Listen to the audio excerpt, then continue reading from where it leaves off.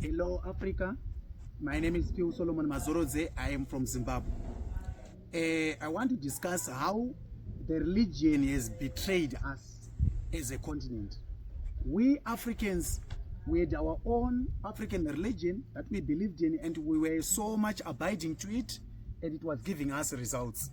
But when we adopted other people's religions, we became so much divided, we became so much confused, to a point that when you look at, I think when I focus on the religion, there is Islam, there is Christianity.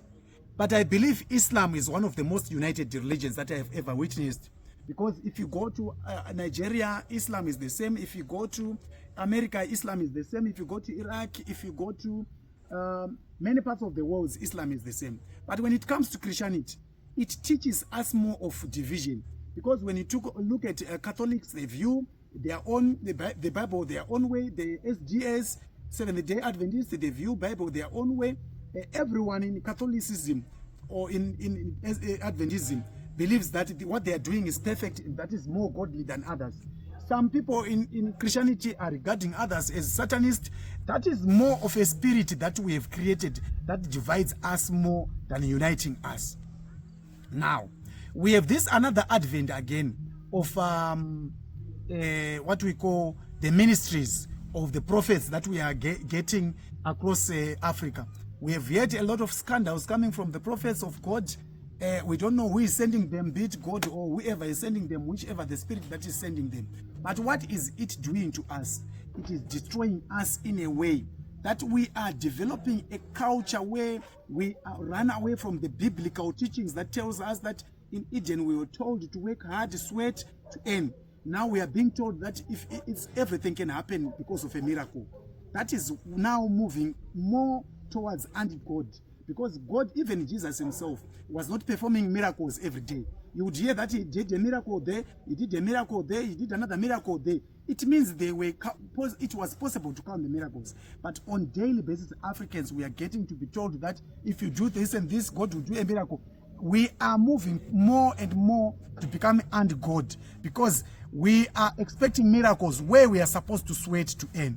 We need to ban some of those churches that are pushing for miracles, because we need to tell the people that before you get a bridge, you must first walk the journey. And when you cross the bridge, you should not stay at the bridge. You must continue with your journey. A bridge is there to make us cross to another side, but not for us to stay at the bridge. Why? Because most of the people are now spending time at churches, spending time discussing miracles instead of working and sweating to make our continent great. We need to work hard. We need to instill the spirit of working hard. We need to tell these people to preach the gospel of working hard. What was instructed in Eden, if we follow the Bible, is what we should practice, sweating to earn. All those countries that we are flocking to, America, I love Americans, I love Donald Trump, because Donald Trump is telling the people that if you don't work for yourselves, you die, you starve. Today, he announced that he's withdrawing a lot of donations from Africa simply because he wants Africans to work, because we have our own resources. Let's utilize our resources. Most of these countries that we are perceiving as great, they don't have as much resources as we have, but they are gaining from our resources, because as they are busy working and taking our resources, we are busy in churches, in ministries, preaching about miracles. Miracles can only happen when you are found doing something. God will bless what he finds you doing. If you look at all those people that we speak about as disciples, they were found doing something. Nobody was doing nothing.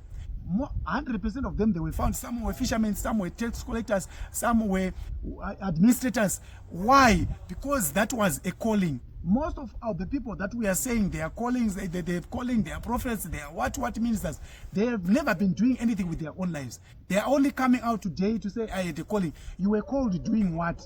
We need to have people who were chief executives of great companies doing great things, coming up and saying, now I'm a pastor because it's a calling. That will be a calling because they were doing something. Not people who just find themselves failing to do something on their own. Now they want to make people believe that everything happens because of miracles. No, the greatest miracle is when you work hard and reap more than what you were expecting to get. So let's go and work hard as Africans. Let's try to utilize our resources and have the right mindset. Let's choose the right leaders for us to achieve a great Africa.